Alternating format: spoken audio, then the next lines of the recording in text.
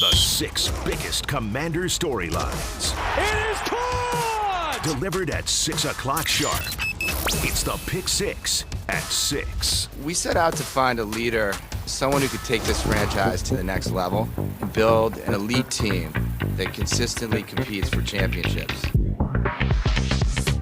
Of course, one of the huge underlying storylines in this game is Caleb Williams, not just his relationship to the Commanders' defense this weekend, a.k.a. what do you do with him, but his relationship with Kliff Kingsbury. I've been on a couple of Chicago shows this week, and I've been asked about this every single time, and today Kliff was asked about what he's seen from the Bears' number 1 overall pick, who, of course, he coached at University of Southern California last year. Yeah, tremendous person, competitor, freaky talent.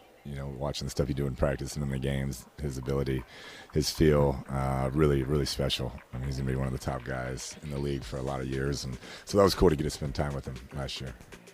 And obviously, Kliff, part of the reason he was there is to help Caleb, not just in what they were trying to accomplish at SC, but in getting ready for the NFL. So what did they do last year to try to help Caleb be ready for this moment, in maybe not anticipating that Kliff would be back on the opposite sideline?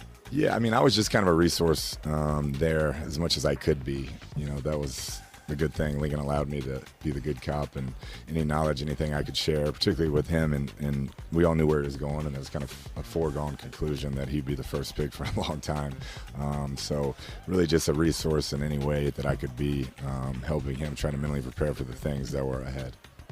Obviously, you'll hear more from Joe Witt later in our Pick 6 and how the Commanders' defense is preparing. But Kliff's main job is not to focus on Caleb Williams. It's to focus on his own quarterback room, where he's got, to manage some stuff this week.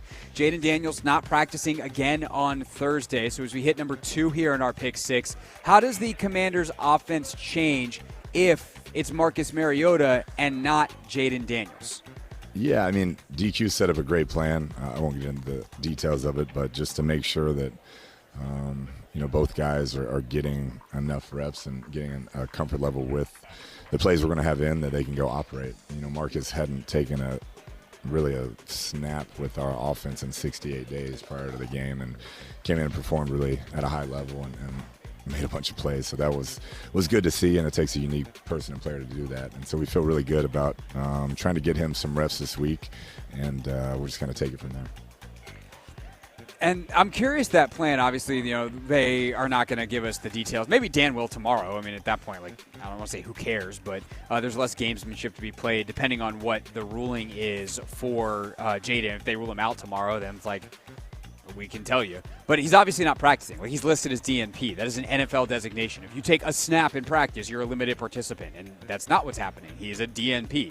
But this is a team that uses a lot of walkthroughs. They have the VR stuff. So they're going to find ways to make sure Jayden is ready just in case he is physically ready to go on Sunday. If he's not, schematically, if anything, not that Kliff Kingsbury is going to give us a lot here, but what changes if Marcus is the starting quarterback? And how surprised was he to see how well Marcus ran the offense on Sunday?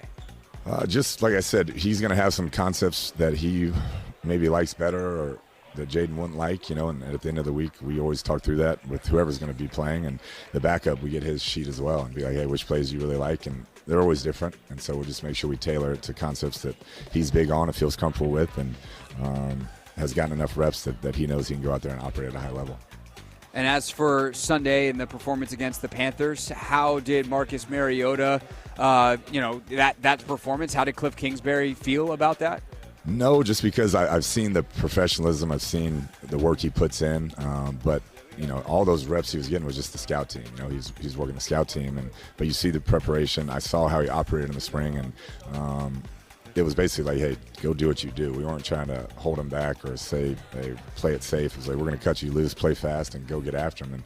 And that's what he does best. And I think he just embraced the moment. And he's only 30, he's still a tremendous talent. And, I think his best football is still ahead of him. I've told him that.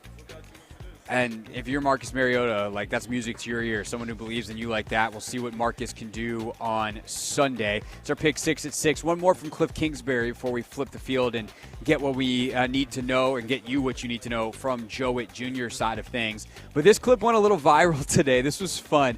Ben Sinnott, the rookie from Kansas State, he, of course, is getting a little bit more involved in the offense. He's been blocking his face off for weeks on end here, and they finally got him a catch. And, Kliff, what was that play called? Yeah, definitely. His first catch was a touchdown, and the play was called Taylor Swift, so you can't really beat that to start your NFL scoring career. So he was stoked about it, but he's been getting better and better. I think the game's slowing down for him. He's a tremendous talent, can do a bunch of different things with his run game, pass game, very physical. Was well coached at Kansas State, so understands the run game scheme at a high level for being a guy who can be involved as much as he is in the pass game. So we're excited about his future.